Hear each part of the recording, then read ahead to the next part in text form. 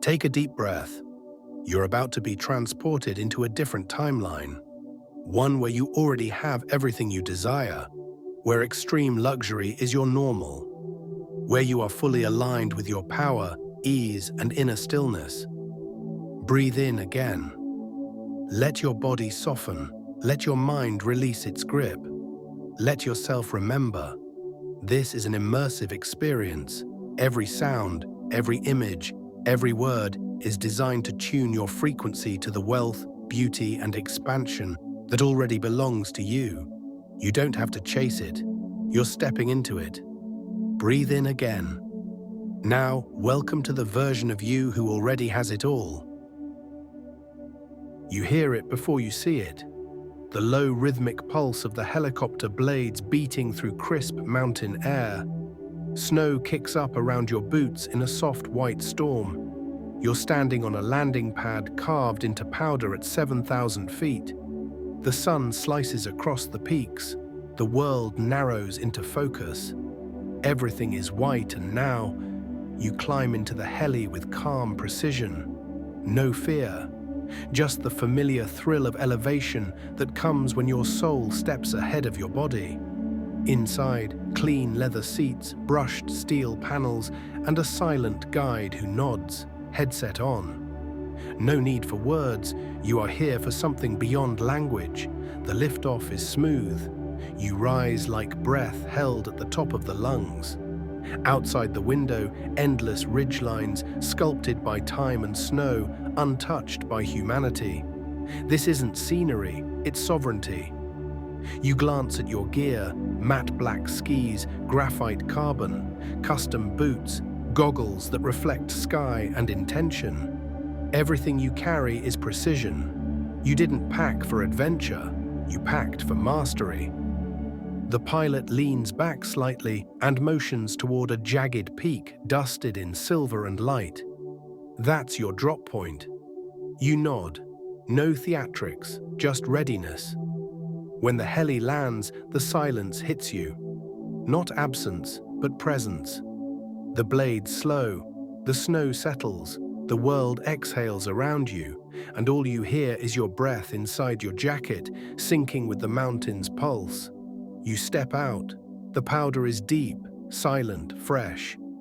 The helicopter lifts again behind you, vanishing into the sky.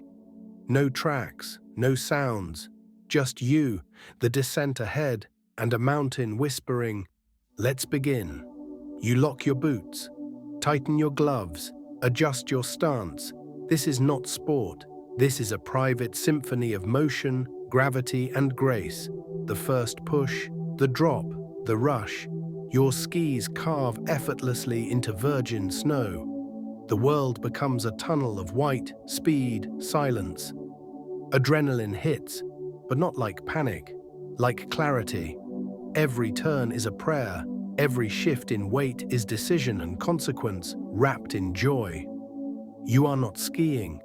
You are conducting the most elegant chaos imaginable. And as you slice down the slope, wind in your ears, mountains bowing on either side, you realize this is not escape, this is embodiment.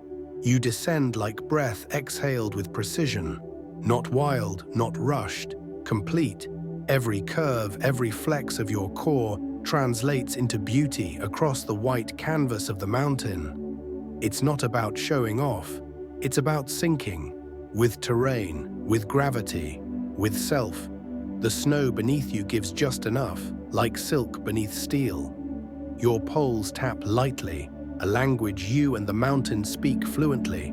No miscommunication, only mastery. You shift left, cut sharply. A spray of powder catches the light and hangs like mist behind you. Time slows, your body is precise. Alive, not thinking, remembering. Trees rise on the edge of your path, tall, ancient, unmoved. They watch you pass in silence. You don't disturb them, you honor them. This is not conquest, this is collaboration with the elements. The ridge narrows, you shift weight forward. A steep drop appears, you don't hesitate, you lean into it. And in that split second of surrender, you realize how rare it is to feel this alive, this clean, this correct. The trail opens again, a wider slope, untouched. The wind lifts around you like applause. You extend your arms, not to balance, but to receive. Your breath is sharp now, but controlled. Your face flushed. Your heart beats not fast, but deep. The kind of pulse that only comes when you're completely here. At the base of the run, you slide to a smooth stop. Snow swirls at your feet. The heli waits in the distance, but you pause, because this moment isn't over. It's etching itself into your nervous system. You look back at the trail you carved. The lines are elegant, unrehearsed, like calligraphy on a blank page. You didn't just ski a mountain, you wrote yourself into it. As the heli lifts again, you watch your past disappear beneath it. And for the first time, you whisper aloud, "I am the storm and the stillness." Both. The chopper returns you to Bighorn Revelstoke Lodge, nestled in the trees like a secret held by the forest. The air is colder now, but your body, still charged from descent, glows from within. The staff greets you without fuss. They see it in your eyes. You don't need welcome. You need integration. Boots are removed. Gear disappears silently. A hot towel scented with pine and eucalyptus is placed in your hands. You wipe your face slowly. You don't cool down. You land. You're led to the private spa wing. The floors are warm beneath your bare feet. Steam curls upward through wooden slats. You feel your heartbeat slow, recalibrating to stillness after motion. A stone path leads to a hot tub on a private deck, overlooking snow-covered evergreens and distant peaks. The sky is lavender now, touched by the first hints of sunset. You lower yourself into the water. It wraps around you like a promise kept. Muscles soften. Mind empties. Not from effort, but from the saturation of fulfillment. You lean back, eyes half closed. Snow falls gently around you, flakes landing on your face, melting instantly. You don't flinch, you merge. A tray appears beside you, warm ginger tea, dried orange slices, honey from the mountain bees. You sip slowly. Each drop feels like silk rinsing through your throat, replacing adrenaline with groundedness. The contrast is perfection. Hot water, cold air, steady heartbeat, silent mountains. You are no longer moving, but you are still ascending. You stay like that for a long time, not because you're avoiding something, but because this is what integration requires: sacred, slow reception. You whisper again, not to the air, but to yourself. Every peak I touch, I bring back home to my body. You stand for a moment on the deck, robe open slightly to the cold, steam rising from your skin. It doesn't feel like exposure, it feels like trust. The mountain air brushes your collarbone, reminding you that vulnerability and power are not opposites. They are reflections. Inside, the fire now burns brighter. You move toward it, drawn not just by warmth, but by rhythm. You sit in the leather armchair nearest the hearth. A fur throw is draped over your lap. You don't need to be productive. You only need to receive what's already arrived. A journal lies beside you. You pick it up and write, slowly, without planning. Just a few words. I trust my edge. I honor my return. I rise, even in rest. You don't reread them. You don't analyze. You simply close the book, knowing the truth has already entered your field. You're wrapped in a robe now, cashmere, cloud-like, led down a candlelit corridor of dark wood and stone. The air smells of cedar and wild lavender. This is not a treatment, this is a rite. You lie down on a heated massage table. Stones line the walls. A fire crackles in the corner. The therapist enters wordlessly and begins. warm oil, weighted hands, movements that mirror the flow of rivers and wind. You drop immediately into theta. The massage begins with long, grounding strokes along your spine, then deeper pressure in the shoulders, the calves, the arches of your feet. Your body isn't being worked, it's being reawakened. Hot basalt stones are placed along your back. You feel the contrast, the warmth inside the bones, the cold of air across your skin. This is what wholeness feels like. Your scalp is oiled. Fingers glide through your hair, across your temples. Jaw releases, eyes flutter, breath deepens. You lose the boundary between you and the table.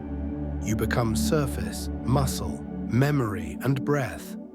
There's no music playing, only the fire, the wind, the rhythm of palms on skin. This is not about relaxation. This is about reclaiming your energy as sacred territory. A final stone rests over your heart. Your chest rises slowly beneath it. Thank you, you whisper internally, to your body, to your life, to the mountain that made you remember. The therapist steps back. The silence holds. You lie there, eyes closed, still held by the moment. You don't rush to rise. Stillness now feels as powerful as speed once did. Eventually, you open your eyes, stand, wrap yourself again. The mirror reflects someone not just calm, but deepened. You leave the room barefoot, and as you walk toward the fire lounge, you feel each step as a return to self. In that corridor, with skin glowing, breath slowed, and mind clear, you know, this is what it means to hold all versions of myself with elegance. Dinner waits, not in a dining hall, but at the private chef's table, hidden behind the lodge's kitchen. You are seated before a stone hearth, fire dancing behind hand-carved wood. The room smells of rosemary, roasted squash, black truffle, and smoked pine. The chef greets you softly. Tonight, he says, is about celebrating every contrast you live today. He lays the first dish before you. Wild chanterelles, foraged locally, served over creamy polenta with burnt lemon and thyme. It tastes like grounding and gold. Each course arrives as a narrative.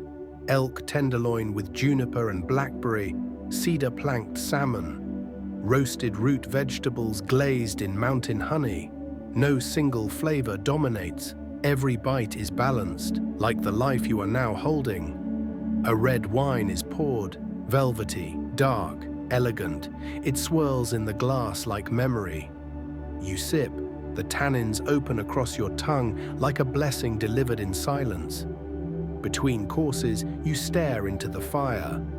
No phone, no chatter, just the flames and your thoughts. They move together, soft, deliberate, sovereign. Dessert is a molten chocolate sphere filled with smoked vanilla and alpine berries. It collapses slowly under warm caramel poured tableside. You watch it melt, and you feel nothing slipping away, only everything coming together. Tea is served, mountain mint and chamomile. You sip, smiling gently. Your body is not just full, it's in communion with the day. The chef returns. Was it enough? He asks, not out of ego, but reverence. You meet his eyes. It was everything, you reply. And you mean it, not just about the food, but the entire arc of experience. You rise slowly, walk out to the lodge's viewing deck. The stars above Revelstoke shine brighter here. Or maybe now you just finally match their stillness. The mountain watches in silence. You place your hand on the wooden rail and whisper, "I've lived every edge of myself today. And I've brought all of me home." You return to your suite. Slip between sheets scented with cedar and sage. Your body hums with memory. Your soul feels anchored in both fire and snow. And as your eyes close, one final truth echoes. I was not made for one kind of richness. I came here to hold them all.